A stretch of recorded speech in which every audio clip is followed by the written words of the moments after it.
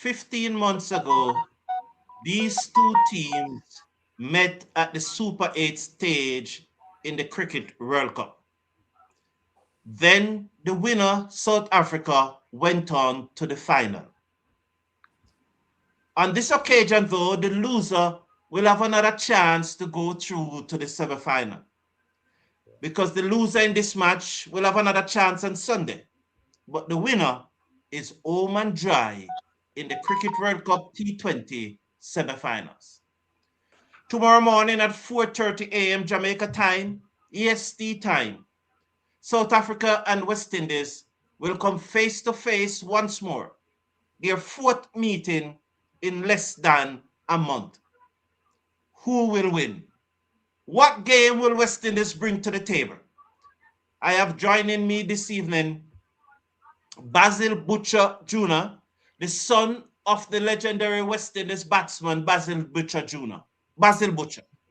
Also, Andre Douglas, and along with him, Mr. Clayton, Mr. Dwayne Clayton, who is the president of the Hanover Cricket Association in Jamaica. Gentlemen, good evening and welcome to the #1 cricket channel in the Caribbean. Thank you very much for being here. Thank you. Good evening, Carlton. Good evening to the panel and good evening to your viewers. Thank you for having me as usual. Yeah, good evening, Carlton. Good evening, Basil, and good evening, Mr. Clayton, and all the viewers all over the world, wherever you may be. Thank you, gentlemen. Good evening as well. Good evening, Sir Carlton. Thank you for helping us as well. It's a pleasure being here. Gentlemen, you're most welcome, and I'm glad that you have taken the time out of your busy schedule to shed some light on West Indies cricket and to shed some light on the match tomorrow. Basil, let's start with you. You were the first that was here. Let's give us your general feedback on what we should expect tomorrow from the match. I'm expecting a high. It can be a high scoring game because that ground is conducive to high scoring. But what's interesting, there haven't been a lot of high scores at that ground. I mean, the 170 some things, but not the typical. We've had 1-200 score. That was I think South Africa against one of the associate nations, and another game. But in terms of when two big teams met, 170s, 180s have been the score, and in both games, people said it was below par, right? So on that front, West Indies will feel confident coming into the game, with having scored a massive 254 against Zimbabwe, and South Africa would also be confident because they've played 2 of the 4 games there, so they know the conditions well. They've won all their games, and they're playing good cricket all around. So something has to give. So we will see. Thank you.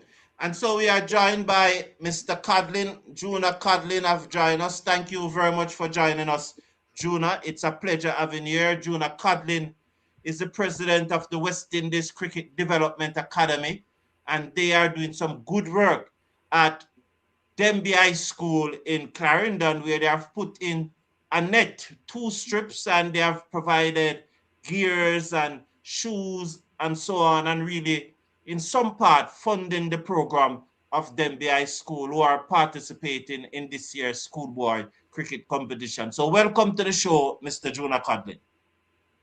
Thank you for having me, Carlton. Good evening to your guests, all your guests as well, and good evening to your viewers. It's an honor and a privilege to be back on the Cricket Forum after a while. Thank you very much, Juna. Andre. Carlton, I just want to say I recognize the voice. I know the voice from being on the press conferences. That's why I remember this name. yes, man. Yeah, Andre, please go ahead and just give us your original opening statement and what you think will happen tomorrow. Well, firstly, I expect both teams to come out very, very confidently. I think they're playing some good cricket, both teams, and I'm expecting a very, very close game. The West Indies they have been batting pretty well, they have been bowling pretty well, and so too South Africa. So I think whichever team, if West Indies get off to a pretty good start, if they bat first and put up a good score, I expect them, the South Africans will give up a good challenge. So I think that if if both teams play to their full potential, it should be a cracker of a game come tomorrow. Thank you very much, Andre. Mr. Clayton, your opening comments, sir. Yes. I am looking at this game from different angles. I love what the West Indies is doing at the moment. They came in as an underdog. They have been losing game before the World Cup. If you watch the games leading up to the World Cup, you realize that they have been trying to find themselves. And now you find that they're playing very competitive cricket. I must say that it blew me away the way they are performing. Um, Once the batters come to the game, it's gonna be game and over for South Africa, because what West Indies is gonna do if they bat first, they're gonna bat South Africa out of the game. The upfront batsmen, they are doing a fantastic job. They're getting start. I would love to see Brandon King get off a little more. Shea Hope, the captain, is doing a fantastic job. And what can I say about Meyer? He's a superstar in his own right. And if he get going tomorrow morning, it's gonna be world set on fire. Both teams are going in with 100% win record from the prelim going into the Super 8 games. I'm looking for a very exciting show in the morning, and I must say that I must give commend to the bowling coaches. The bowlers are doing a fantastic job. So once West Indies batters come to the game, it's gonna be over for South Africa very early, because the bowlers they are bowling, putting the balls in the right place, the spinners and the pacemen, they're doing a great job. I am very confident that the West Indies is gonna take that one tomorrow and go 2 up, Thank you. be ready for the semifinals. Thank you very much, Mr. Clayton. Now, we all love the confidence, and we do appreciate the confidence. Juna, let us hear your views on what you think will happen tomorrow.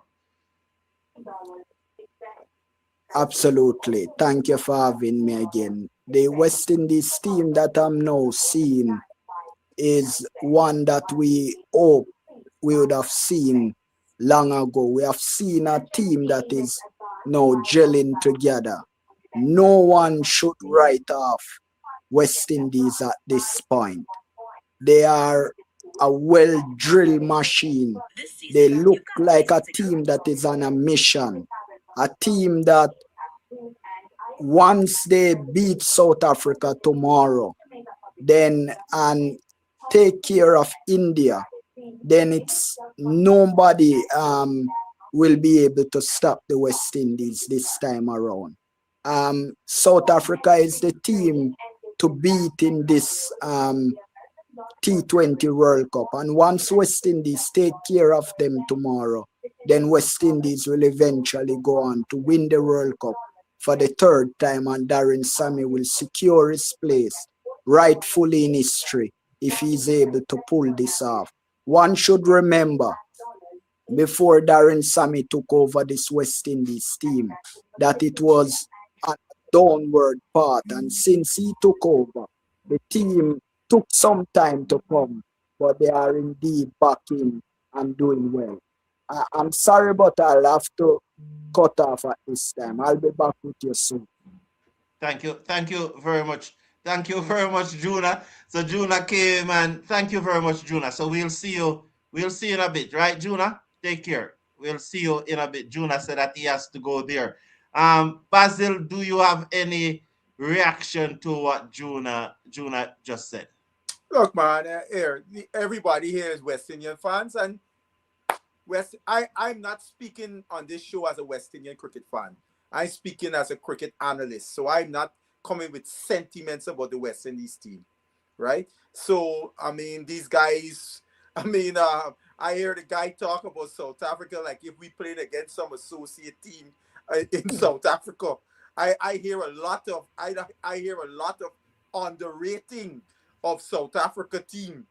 and talking about our bowlers matching up with South Africa.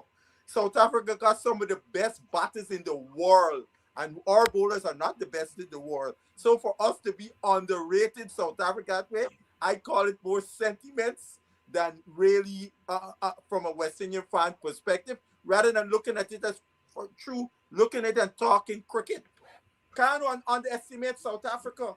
This team from the time they won that game against Afghanistan, that game put them in a place where they are so confident they can win a game from any position. And from that game, they have only gotten better and better and better. So to hear these guys talking about South Africa in those terms, I find it very interesting. Mr. Clayton, I'm sure you want to respond to what Basil Butcher Jr. just said. You know, Mr. Butcher Jr., he is somewhat correct. But if you look at how the game is playing, put South Africa aside, Zimbabwe coming into the game against West Indies have not really been tested. They have beaten some of the big teams and they look ordinary against a West Indies team. Now, South Africa have a good batting lineup. They have bowlers that are doing very well.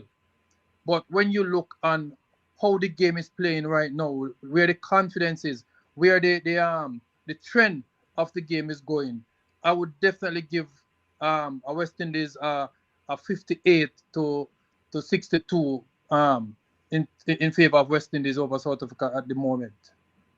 Well, could I just respond just quickly? West Indies have not played against a good team thus far. All due respect to all the teams, except England. And England was, even up to now, England has not played their best cricket. So we got to be careful about some of these wins by the West Indies. We beat 3, and Zimbabwe came back down to earth. All right. Andre, let's hear your opinions. Yeah, I mean, we all know that South Africa is a very, very good team. It's a really top, a really top class team. They have world class players both in the batting and in the bowling. So there's no way I'm underestimating South Africa. The only reason why I think that probably the game could be very close and West Indies have a chance is that West Indies is playing very confidently. So I'm not saying that, West Indies have the edge over South Africa by no means, because South Africa is a better team, right? But it's a confidence. I'm banking on West Indies playing very confidently, and on their day, West Indies, no matter how good a team they're playing, on their day they can still destroy you. They can come out on top. So and we have beaten South Africa a few times in the past. So although we know that South Africa, yes, they are a better team, West Indies still have what it takes to win against them. Juna, Andre's actually you don't agree with what Andre's talking, Juna. And Andre's actually talking rubbish, Juna. Let me take you back down in the championships that would have gone on, which can give us a preview of what will happen tomorrow. Throughout World Championship, World Cup and Champions Trophy that West Indies would have engaged South Africa in, West Indies would have prevailed in all but one of these championships. And so the history show that the West Indies will indeed get the better of South Africa tomorrow. It's a team that has drilled together. It's a team that plays together and they understand each other. And as Darren Sammy said, the team is on a mission. And therefore, I tend to agree that the team is on a mission. They are playing like a team on a mission. What I would disagree with is that when the former West Indies captain Pollard was the captain of the team, and when we went to Australia and these same minnows beat us, nobody talked about these minnows this and these minnows that. But as soon as we're beating them now, then it's like we play good cricket, because these nations they are playing above the standard of which normal associates would play. The point is that they're playing way more cricket than West Indies. So they're an aisle machine and they know how to win games. And therefore they cannot be underestimated. Just like how you cannot underestimate a number 11 right now in world cricket. So one should understand that West Indies can only play who is in front of them. If they throw 50 minutes at us and we beat those 50 minutes, it prepares us for the big games. And that big game is against South Africa tomorrow, which we will take care of them. And then we will send India packing up into Chennai in the hills where nobody can find them come Sunday. Right, Judah. Okay, let's hear. Thank you, Judah. Really, thank you. Let's hear now from the West Indies batting coach, Floyd Reefer. And this is what Floyd Reefer have to say. And this journalist, while I'm not going to play the question, but this journalist from South Africa, this lady, she gets under my skin all the time because she's always trying to put down West Indies, you know. But here is what Reefer said. I have 3 clippings from Reefer. Hear what he said. It's, you know, but yeah, the pitch, once the wicket is good, then you expect, you know, a good batting performance on board for the teams. I think the main thing for us is, you know, trying to score as many balls as possible. Yes, we know we hit sixes, we hit fours, but for us is, you know, to score as many deliveries as possible. Coach talk, Mr. Clayton. Yes. I really see what you're saying because that's what I was looking at. They in the game that they play against Zimbabwe, they have less dot ball. And once you can convert those dots into runs, ones and twos, you'll find that the game, the performance of the team grow. Eliminate the dots and you'll get more runs on the board.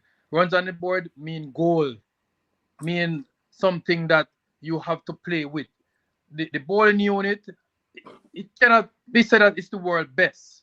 I'm not going to say it's the world best, but they're consistent.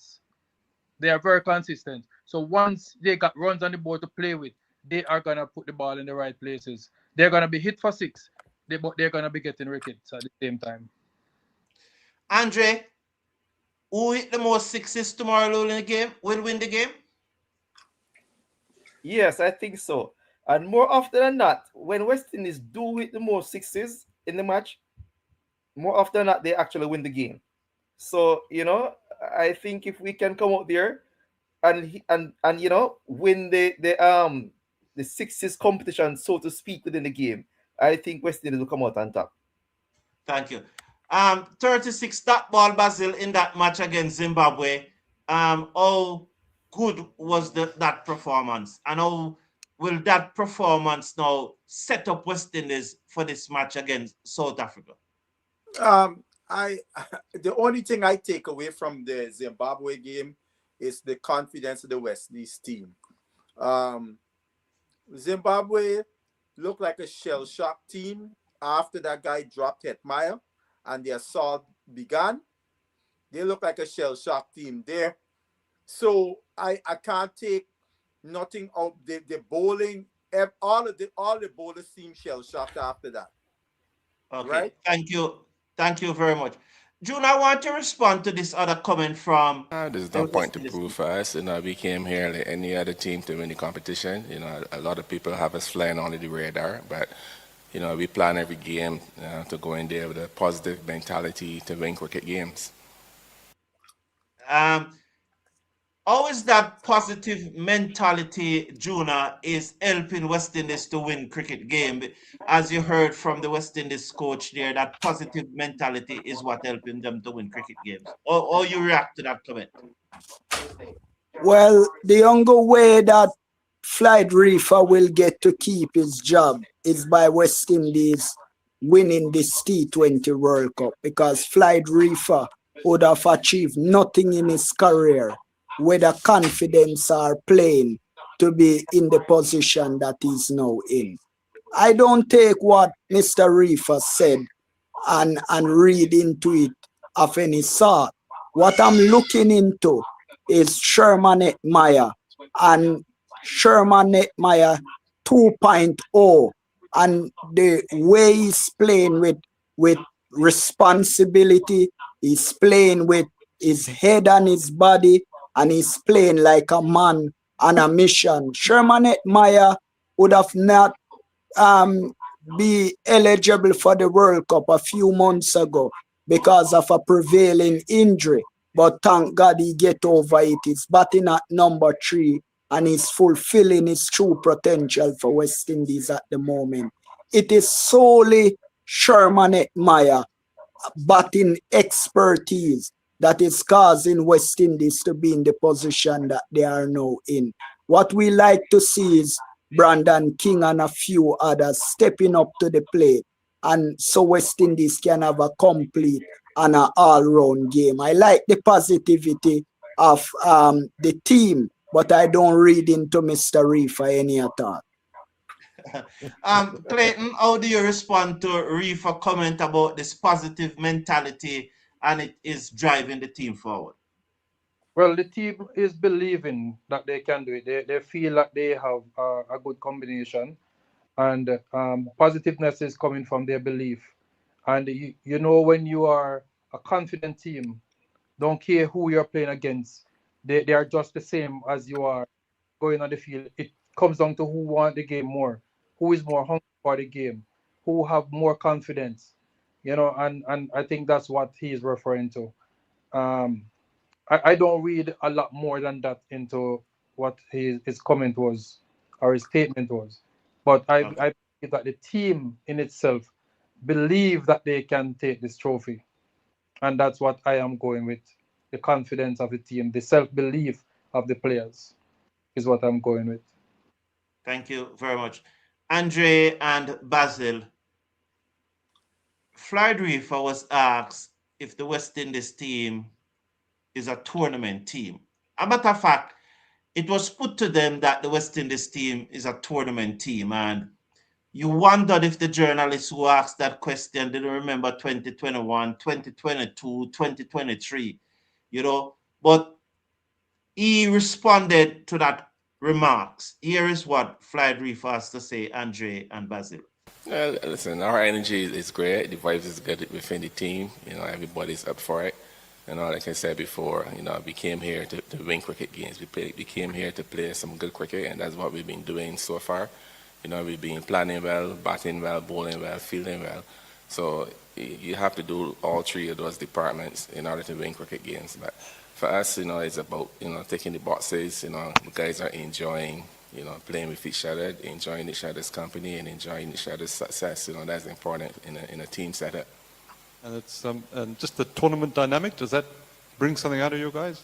Yeah, I mean, it's the world stage. You know, everybody wants to perform at the World Cup. You know, it's important, you know, for guys to put in, you know, some beautiful performances at the world stage where everybody's watching.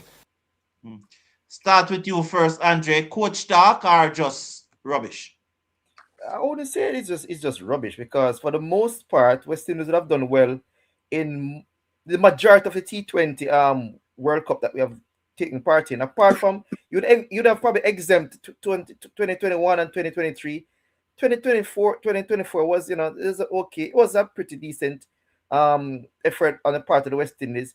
So we have done well in T20 tournaments, and even when we're not playing well outside of the World Cup, because prior to this, we have not been playing consistently well. We always seem to find that little bit of drive when it comes on to the T20 World Cup. So I think it's a fair statement to say that West Indies have done fairly well over the history of the T20 World Cup tournaments. Basil, how do you respond to Reefer there? Reefer answering the question. A matter of fact, you know, I think that the woman asked the question because I think she was looking more historically from a T20 perspective, how West Indies have done overall in the last, say, 10, close to 20 years. They've done pretty well in T20 World tournaments. So I think that was the context she was and Reefer just gave how the team is feeling and the vibe in the team, etc.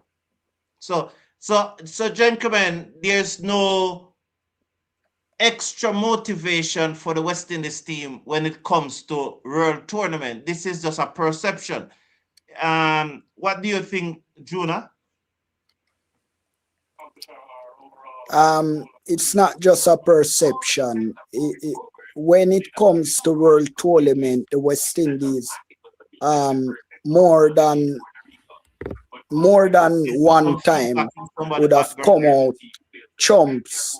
If you remember 2004, West Indies went to England under the captaincy, under the coaching rather of under the coaching of the Trinidadian, that was told he will not be the coach after the tournament.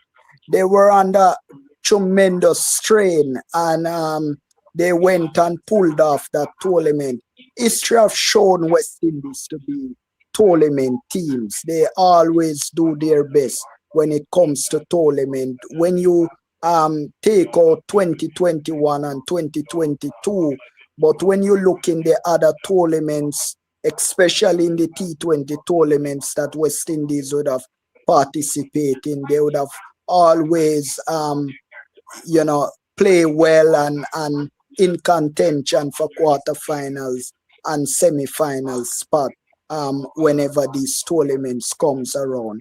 And indeed, they are showing that again. And this tells me that West Indies can do better in this tournament.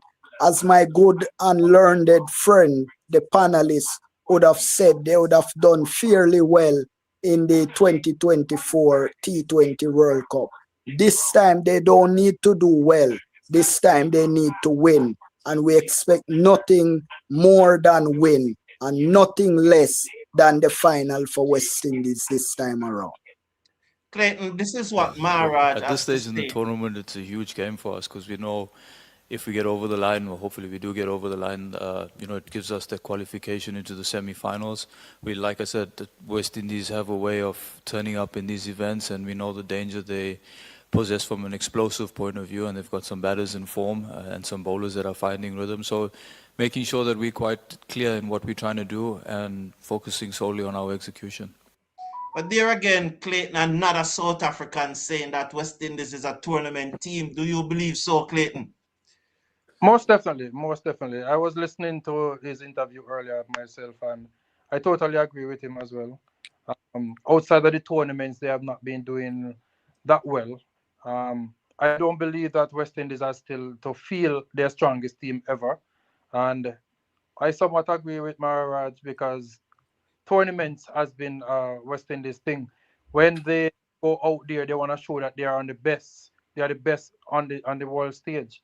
But in series, they are not performing as they are to. They are not showing their strength. They are not stamping their authority. They fall back, and they fall back a lot. Basil, why is it though that there's this perception around the West Indies team that it is a tournament team? Carlton, due respect, I didn't get that from Mirage. I got from Mirage there talking about how the quality of the West Indies team, the way the West Indies are playing, and the hurdles they would have to overcome to beat West Indies, right? That's why I heard. Nothing to do with this perception about tournament team. I didn't get that from Maharaj at all. Andre, did you get that perception, or did you get Maharaj just talking in general terms? No, I think Maharaj was talking in more, in general terms. He was probably talking about the actual the form that West Indies is in, and the propensity of West Indies to do very well, to show up on a day, and when they do show up on a day, how dangerous they can be. So I don't think he was speaking, broadly about West Indies being a tournament team or anything of the sort. He was more talking about the dangerous West Indies can be on their day and how well they have to prepare for that, Correct. Gentlemen, let's now, we have listened to what the West Indies coach have to say. We have heard from the South African. A matter of fact, just let me play this clip from Maharaj where he talks about the West Indies spinners, and then we come to what needs to be done for us to win the game tomorrow. West Indies have some amazing spinners in Moti and Akil. So so how good, gentlemen, and let me start from the top. I'll go to Basil, then I'll go to Andre, then Clayton, and then I'll come to Juna. So in that order, but that's the way you came here first. Basil, how good is Akil Hussain and Gudakesh Moti bowling at this time? Hussain is not up to his top marks as we have seen in the past, but he is in the vicinity. Moti is doing a tremendous job. Since he seems to have perfected more so, or I could say close to mastering, if you will, his back of the arm. So the two of them as a tandem are doing a very decent job for West Indies. And one thing, you listen to Maharaj is giving big respect to the West Indies team. These guys are not underestimating West Indies team at all. They know what they gotta come up against. So, and let's remember, at one time, in very recently, the Hussain was ranked #1 in the world and Moti in the top 10. So when these guys are on their day, they can be very destructive to any team they play. Andre, how crucial will it be for these spinners to perform tomorrow for the West Indies? Yeah, it's going to be very crucial for both Moti and Hussain to perform, because more often than not, when both Hussain and Moti perform very well in tandem, we oftentimes come out on a very positive note. So if Hussain can control the power play in particular, I think we'll be in very good standing, because not only will he restrict the run scoring, but he normally picks up wickets when he's going very well. And when we get after a very good start, Moti normally comes into his own and he controls those middle overs. Control the middle overs, not only in taking wickets, but also in restricting runs. And I'm really glad to see Moti, that he has put in a lot of work in his bowling. And as Basil said, he's now bowling the Chinaman delivery. And he's varying his pace really nicely, using the crease. So if those two can perform well tomorrow, I think we'll be in very, very good standing. Clayton, how impressive are these two bowlers? Well, for me, they are very surprising for me as well. I've been watching them and I see they are getting better and better. They are very key to the success of West Indies winning the game tomorrow as well. And not just the two spinners, but also with Forge coming in as well, bowling very, very, very well, mixing up his ball. You have not mentioned Forge, but I see Forge very much as a key player in West Indies bowling attack as well. But the two spinners are doing a great job. They're bowling within their own rights as a top spinners, and I like what they are showing. I love where the cricket is going with these two spinners, honestly. Thank you very much. Juna, would you continue to use Akil Hussain to open the bowling? We have seen in the past where Blunder Factory have tried him in different phase of the game, but would you continue to use him to open the bowling? Yes, Mr. Brown and viewers, I'm gonna have to depart after this because I have other engagement. But I'm very grateful to have the opportunity to be on your show and contributing to the discussion as it regards to West Indies cricket, because many of us, like yourself and me, would have given our life and our time to ensure that cricket stay alive here in the West Indies. I think the way that Shea Hope and Darren Sammy use these two spinners tomorrow will be the defining point in the game against South Africa. Akil Hussein, no doubt, is a world-class bowler, but one that is not focused. And if he can get his focus properly tomorrow, then he will be very dangerous. As well with the arm ball that he has. There are very few spin bowler in the modern history that possess that weapon that Akil Hussein has. And once he gets his focus, then he will be very dangerous for the South Africans tomorrow coming up against him. As for Godikish Muti from the beautiful country of Guyana, he went away, he remodeled his action, he add something to his game, and it's paying dividend on the biggest stage of them all. And so I expect these two spin bowlers tomorrow to treat with South Africa in a way that the South Africans, as you can hear, the South African vice captain Maraj, is already shaking in his boot. He's not talking with confidence. That means they are aware of the threat that West Indies spinners pose to them tomorrow. But one should not write off South Africa because they would have negate the threat of India. And so West Indies must not get too hype and overhead, but they should approach it with caution, go slow, and then you go hard. And so the South African would be thinking that West Indies will be coming all guns out tomorrow, but West Indies should be able to spring a surprise. So for the final time, if Shea Hope is very smart and Darren Sam is very smart, then that could be the changing point in the game tomorrow with South Africa. West Indies, for me, will win and will go to the semi-final for the first time since 2016. Thank you so much for having me. Thank you very much and have a good night. And thank you for being here with us. We appreciate it. Take care now, Jonah, and we'll talk to you soon. Is there a way that Akil Hussein lose focus? Jonah mentioned that. Let's go with you, Clayton, first as we go in reverse order. Do you see Akil Hussein losing focus? I've never seen that, but everyone is entitled to their opinion. Well, not really. I wouldn't say he lose focus. Just like any normal player, you get a hit here and there, and you are thrown off your game.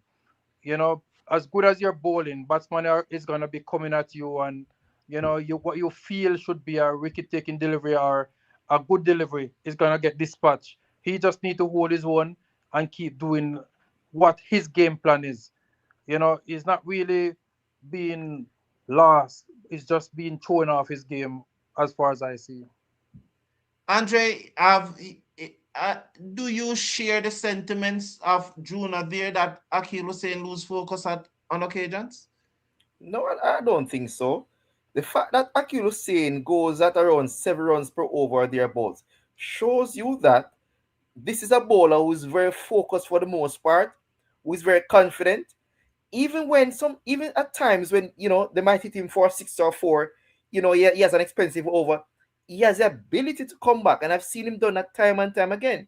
Very rarely does Akil Hussein go for more than say 7 runs or 8 runs per over in a T20 game.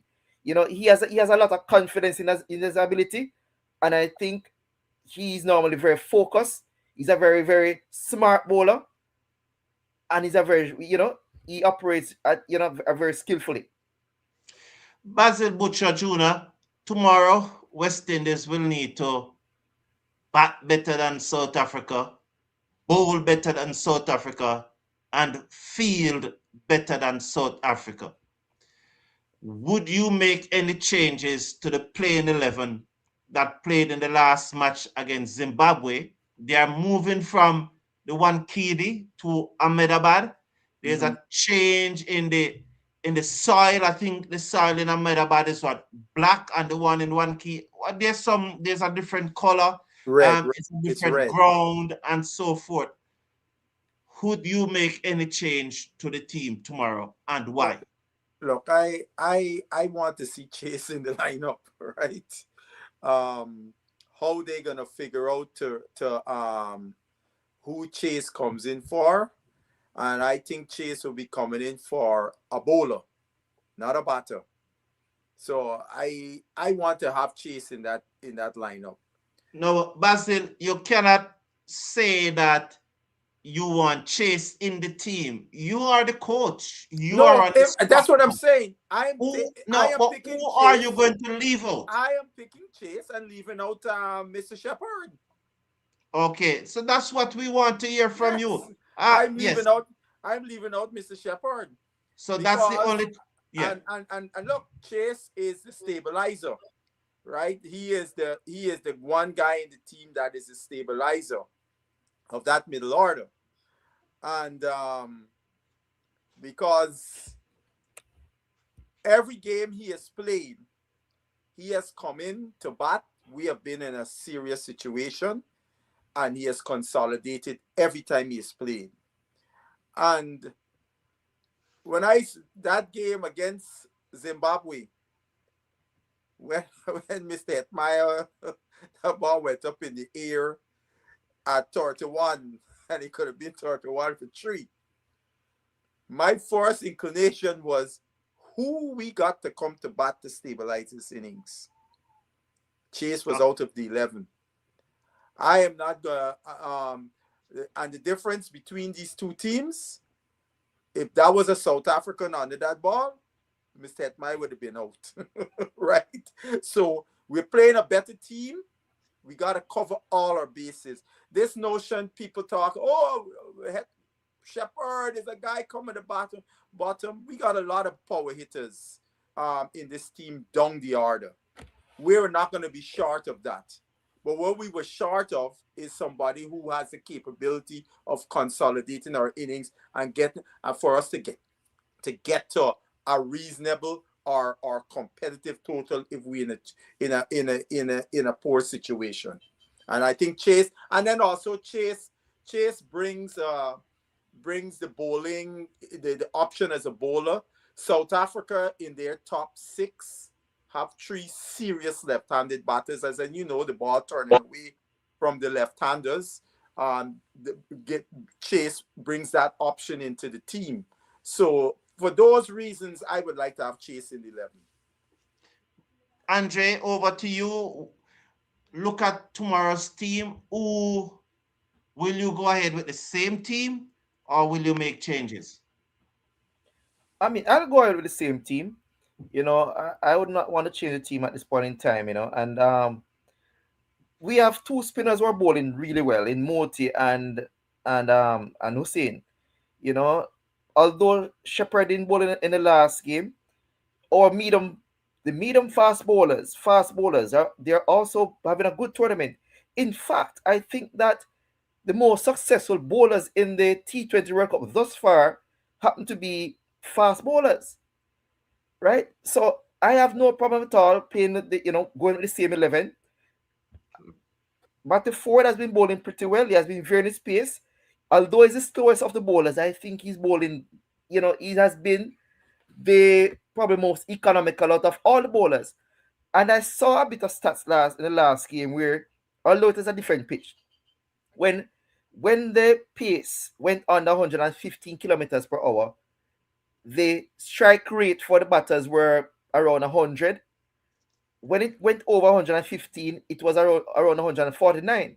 So I think that on these pitches where the matches are being played, if you're able to vary your pace as fast medium bowlers, I think you can be just as successful as the spin bowlers. So I have no issues at all playing the same team that we played the last game.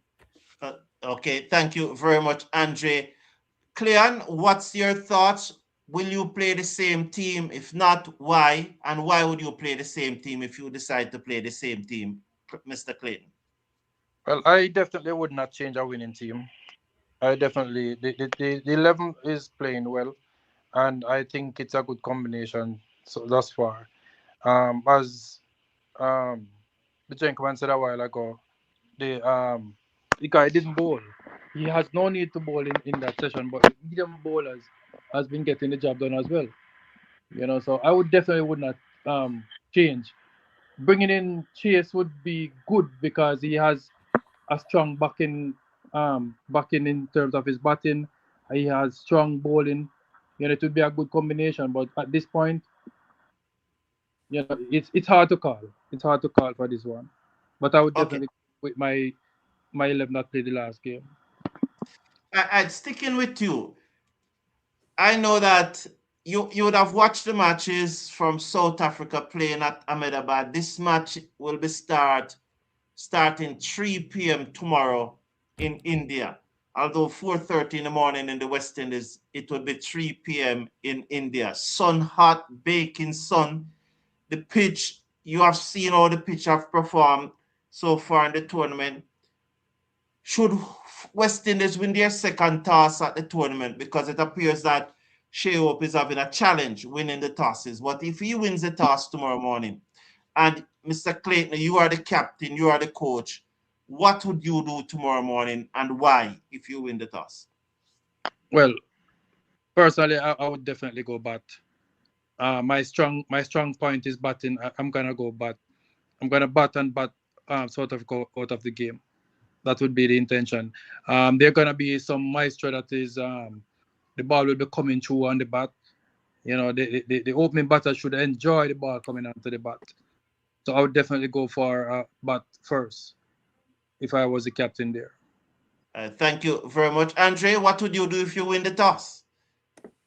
I would do the same thing. I would have a bat first because I realize that if you can get a good score on the Ahmedabad pitch, I think it has a tendency. It is not the most. Is not. It have a tendency to, from what I've seen, to hold up a little bit, and especially if you're able to vary your pace, you know, the bowlers can enjoy something from the Ahmedabad pitch. So if you win the toss and bat, get a score of over 180, 190, I think that can be a very, very competitive score. And in a match that that both teams are looking to win, I think that we should be very confident of defending anything over 190 thereabouts. So I would have a bat if we win the toss tomorrow. What would you do, Basil? I think the West Indies would bat if they win the toss. You're looking at the your what you call Sammy again? What's the name? Blunder Factory? Yes. When you look at the data, he's gonna say bat first.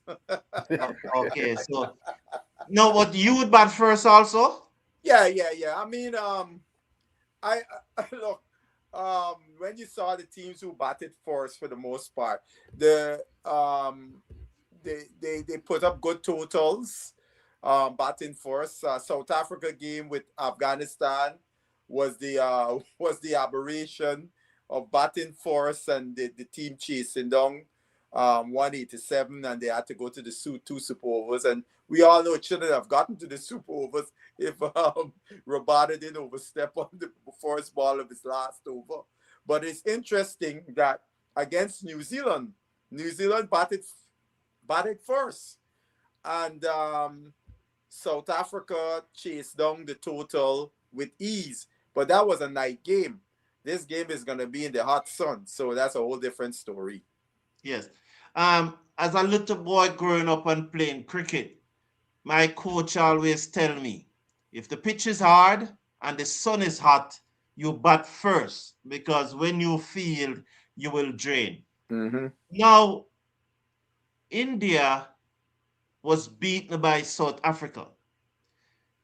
A bad beaten too, because the net run rate is now over 3. As a result, India is -3. That will come down when the second match played. West Indies is 5.3. So both West Indies and South Africa have huge run rate. Do you expect the Indians to pack the stadium tomorrow cheering for South Africa, Basil? What kind of turnout would you expect tomorrow? And do you expect the Indians to be there adapting South Africa tomorrow? Yes, I expect India to be cheering rooting hard for South Africa, because if South Africa beats West Indies, this whole net run rate scenario is out of the picture, because I don't expect Zimbabwe to beat India, right? Which would mean the match between West Indies and India is winner go on, loser go home. So there'll be no net run rate, and it would be for the Indians.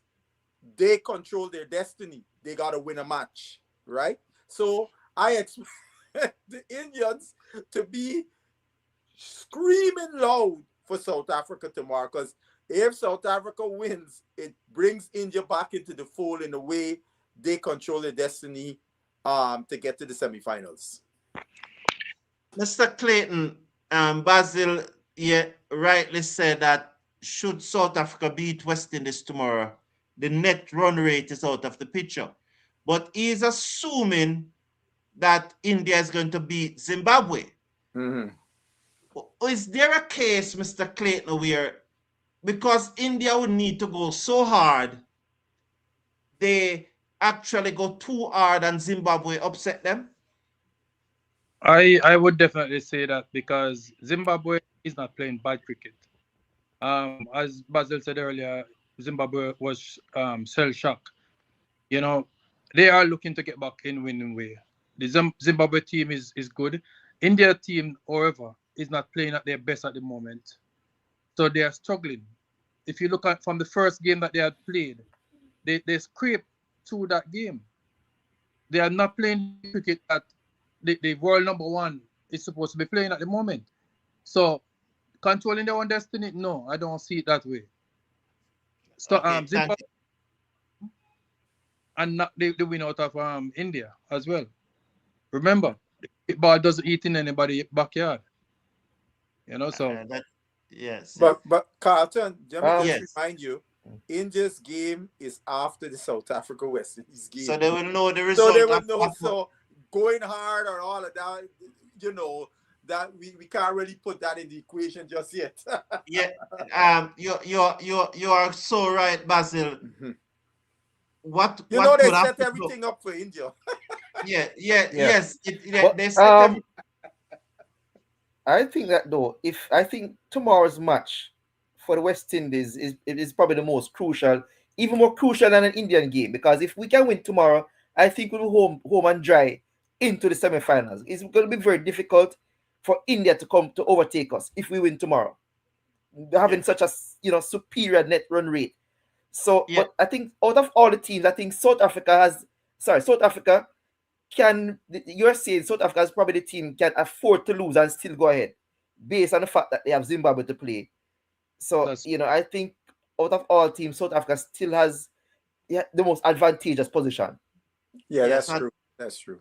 That is so true, and I also agree with Basil that the crowd will be coming out to cheer for South Africa tomorrow against the West Indies. You can just see Ahmedabad being full. I think it holds up 110,000, Basil. Something between there and 150. Yes, and you can expect then that ground will be full tomorrow. And knowing these Indians, they might just fill that stadium in green. They might just change from the blue and fill that stadium in green tomorrow. West Indies may even be booed at the toss. So don't be surprised. The banter will be up and running tomorrow. But Carlton, Andre, I just want to tell you, after India were humiliated by South Africa, I saw a podcast with one Sunil Gavaskar, who is already saying India will get into the semifinals. So it tells you the lack of respect he has for West Indies. Yeah.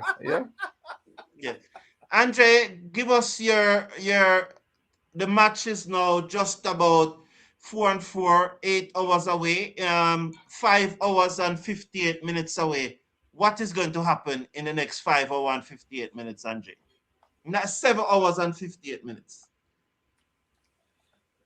I'm expecting West Indies to win a cliffhanger come tomorrow. That is my expectation. I expect those guys, the confidence will be so much up, and I think somehow they're gonna get over the line and get right into the semi-final. So, expect a very close win for West Indies come tomorrow. I know you want everybody to perform, and this is for the other two gentlemen now. Also, who are the three players though you are looking at the West Indies? Who are your three players who you are picking to perform tomorrow? Although, as I said, you want everybody to perform, but who you think will be the stars tomorrow? Well, I'll get back. You're thinking about it. Okay, so I'll No, get back to you, no. Andre. Let's go to Mr. Clayton. What you think is going to happen, sir, in the next approximately 8 hours? And as I said to Andre, you want every West Indian players to perform, but who are those three persons that you think will be outstanding tomorrow? all right. So standing out. It's a rounded team to begin with. It's gonna be very important for the openers. The captain is gonna shine tomorrow. I know for sure. Shea Hope is coming out hands up tomorrow. He's going to be doing what he's supposed to be doing tomorrow. Um, I'm hoping that Brandon King will come to the party full time tomorrow. He showed intent in the Zimbabwe game. He didn't carry on. I'm hoping that he will really come to the party tomorrow. Um, what can I say about Shea Hope? Maya definitely is gonna be shining tomorrow. Once he come with his mindset to make some runs, he's gonna be the number one run scorer tomorrow. He was about a run or two away from the top. I think he's gonna achieve that tomorrow and exceed everybody else. He's gonna pile some runs up, and I can't say that Robman will continue, but he's coming into his own, and I like how he started to play a little more freely. So for me, the three shiners for tomorrow, I'm looking at Hope, Ravi, and Hepmaya to really shine tomorrow. Thank you very much. Basil, over to you now. Your expectation for tomorrow, who you expect to be shining tomorrow? Look, the key batsman for us is Hetmeyer thus far in the tournament. So the expectations would be Hetmeyer to continue on his merry way as he's been doing thus far in the tournament. So expectations is high for him to perform. Rutherford has had a good game. He made that 76. He's another guy that you want to look for, to expect to perform with the bat. Brandon King is a guy. A lot of pressures on Brandon King. There's a chorus of people that want Brandon King to be dropped. I am not one of those. And Brandon King, in my view, is our number one opener. And Brandon King, he has to come to the party tomorrow. So expectations will be high on his shoulders to come true. From the bowling perspectives, obviously Moti has been bowling well. Hussein in the power play. It's the seamers. It'll be interesting to see how the seamers also do in the power play and in the death overs. So Holder is a guy. Holder has had a okay World Cup. He's the most experienced guy in the team. I want to see Holder put up his hand. Okay.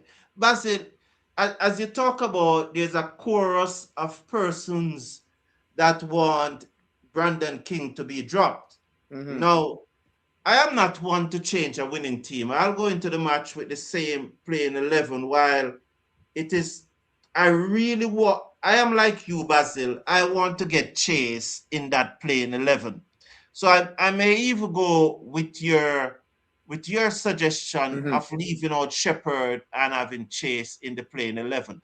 I am like you. I really want to see Chase in that playing 11. But with the argument you just put forward a while ago, I heard that argument too. A lady from Barbados, I think she's probably about a senior citizen in her 80s or so, and messaged me, sent me a WhatsApp message and said that Matthew Ford should open the innings along with Shea Hope and get Chase into the team. How do you react to that? Because I just I think it is far-fetched. I heard that has been, she is probably just repeating what her fellow Bajans have been positing. That has been a hue and cry in Barbados to get to King to be dropped. He's failing. He needs to be dropped. And obviously people are saying, well, the backup opener is Johnson Charles.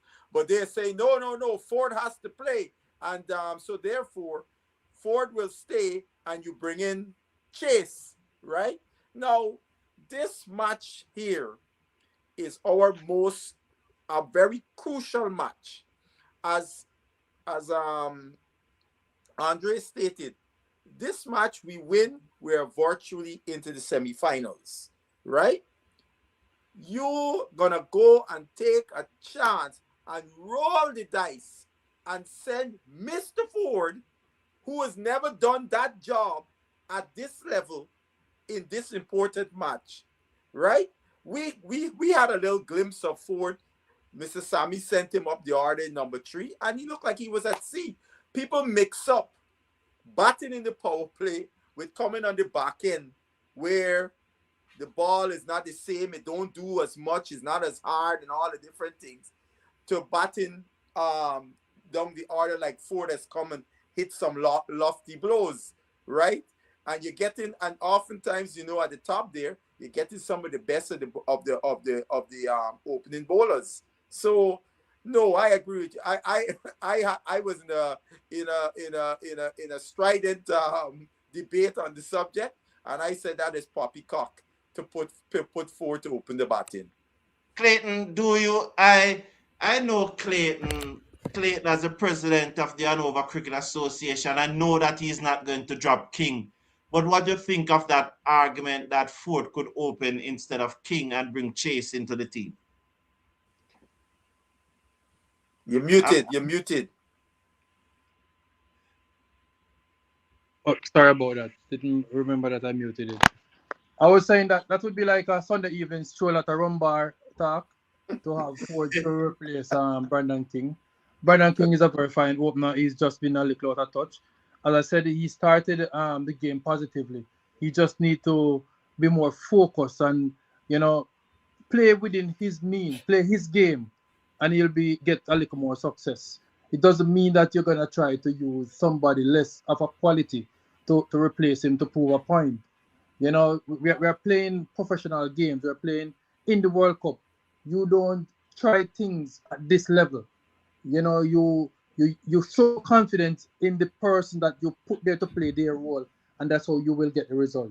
Show confidence. Talk to him and say, listen, play your game.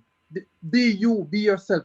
Express yourself with the bat, and you will get the best out of him in that way. I don't see Ford replacing King at the top of the order anytime in the future. Well, yeah, thank you. Some very solid point there that Clayton made there, Andre. You don't replace a better batsman with a lesser batsman at this stage in a World Cup match, in a World Cup tournament. Andre, what you thought overall on that opinion? Yeah, well said, Clayton. You know, I think it's a very asinine statement, you know, posited by the Bajans about Ford opening. It's just, I couldn't understand it at all. You know, why do you want to use a person who has never done that? I don't think he has ever done that at any level of cricket. More at a very crucial game like this, you want to do that? Total madness. You know, and as erratic as Sammy can be at times in his thinking, I don't think he'll be very erratic come tomorrow. Okay, thank you. He'll be very, very, you know. So there's no blunder coming out of the factory tomorrow. No, there'll be no blunder coming out of the factory coming tomorrow. Not where that is concerned. Carlton, but Andre should tell you, there's a certain man in the Bajan chat that claim he talking to the team and they're banding about, and Mr. Ford has been practicing like an opening batsman. Isn't that correct, Andre? Yeah, it's very much correct. He's lying. So, Carlton, in the event, you may have to give him Blunder Factory 2.0.